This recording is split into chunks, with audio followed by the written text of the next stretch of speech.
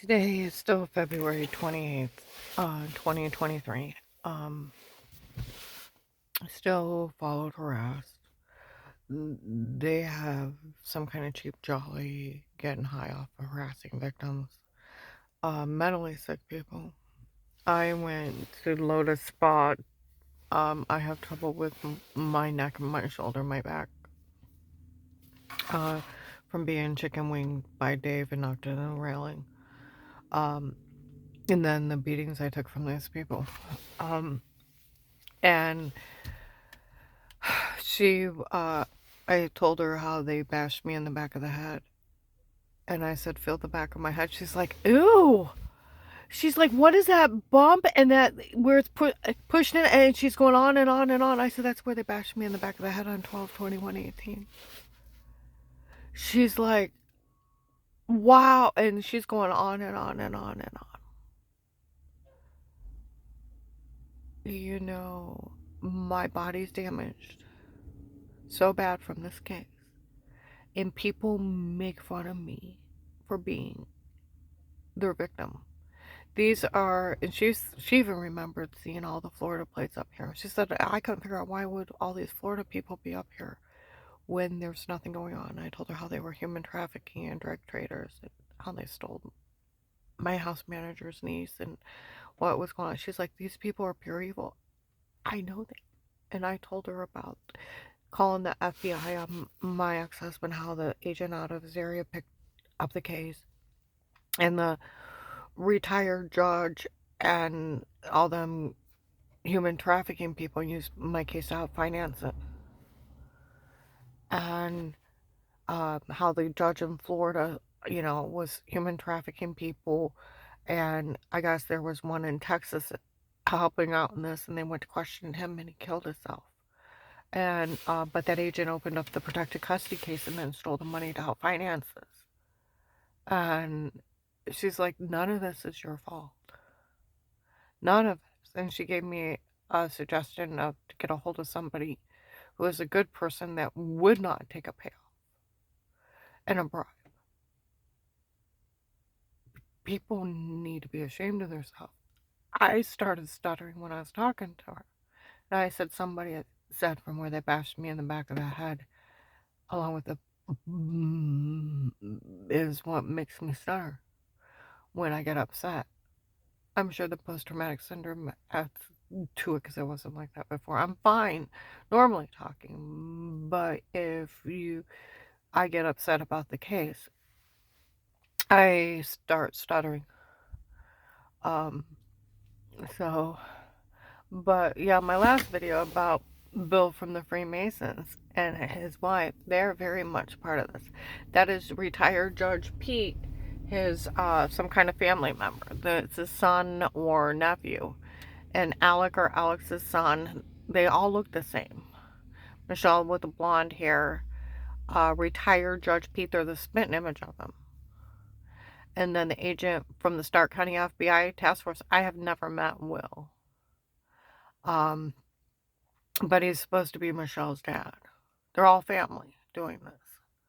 In it with those drug traders from Florida, Texas. There was a couple from New York, and they're human trafficking people out of this area into Florida and other places. They've took my house manager's niece, another girl from the case, at the ATM. She was one of the where they're selling the videos of the case to people and they're showing up. It's like they're inviting them to their own funeral. They're showing up and they're grabbing them. And they're using the case as the biggest scam in the world. They're scamming them to show up and then they're grabbing them. Everything's a scam. Even I told you Michelle and Dave's relationship was a scam. Because if you listen to what Dixie said, I asked her if she knew about Michelle, yes. And when I said Judge Pete, I said, yeah, I knew about him. And then I told her how I called the FBI and that agent bullied me and that they stole the witness protection program money. She's like, is that what's going on? She said, I couldn't figure out why people like that would help out for Dave to want to go out with someone else. Not Michelle. She didn't say Michelle. I said, is he even with her or anything? I don't even think they talked. Like they were were just friends. And they were just helping. Their ruse was they were just helping him get everything so he could date someone else. See what I mean? The whole thing's a scam. Scam on top of scam on top of scam. See, then they try to blame Danny and Jen for the shower scene in the other room. They didn't know anything. They didn't know about people watching me, date rape, drugging me, photoshopping shower scenes. They would have to go to jail as an accessory to a horrible amount of crimes.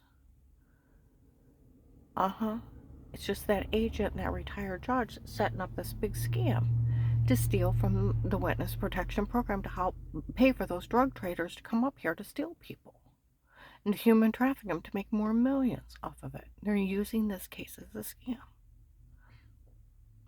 And I told you that bill from Freemasons, if you pull my phone because it's tapped from the case, should be February and March. I don't think it's into April of 19. And they'll confront him in Minerva McDonald's in front of people that he was paying for people to follow me around. And he's a spent image of a retired Judge Pete too. Yeah. For it's our family watching her doing this. They're the ones set up with the drug traders from out of the area that are coming up here to human traffic people. That's what they're doing with the case's money. And a whole big scam of tape before where they kicked in my door. They photoshopped shower scenes, date rape, drugged me, and I had bruises, didn't know what was happening, almost passing out in front of people. Nobody could figure out why I was so sick, thought I was working too hard, bruised too easy. And then to find out they're photoshopping shower scenes and stocking tapes, I'm not in trouble for that. They go to jail for it. It's like you arrested them, right? Then they try to blame my kids, and my kids had nothing to do with it, nor knowledge of it, and were horrified when they found out. Because they're trying to get them arrested for their crimes. This whole thing is a scam on top of a scam on top of a scam to make money and then to get away with selling people. But that agent, even though he bullied me when I tried to tell what happened at Huntington Bank, you liar, you confess, you liar, and I'll put you in jail. Was there a camera, Bobby? I don't know. Either say it, I'll put you in jail. And then, under a threat of arrest, made me say what he wanted, and then made me plead for my life, open the format program, and then if you tell someone else you're crazy, no one can help you, you can put him in jail like the rest of his life for that. It's badgering people, Department of Justice 1729. You have to take witnesses or victim or informant statement if you believe them or not and follow through. It's obstruction of justice and tampering with evidence. You can never say they're lying. And then it's abuse and misconduct, and you get up to 79 years. It's tampering with witnesses. It's 20. You put him in jail for it, right? Then he opened that account with money in it, diplomatic immunity. It's where officers are meant to working it. Then if you tell someone, oh, it's crazy, no one can help me. Anybody can help me. Failure to protect is abuse and misconduct. You can't even talk to me that way. You can't imply anybody stays quiet. It's freedom of speech. It takes a sitting judge and a sequestered juror and a grand jury, and it takes a sitting judge, and it's only during the trial to stay quiet because of freedom of speech. He was just bullying me, and people took him literally. And he stole every dime from the case from day one to help pay for this. He's the stupidest man on earth, and to make all his crimes public. I'm going to go ahead and upload this.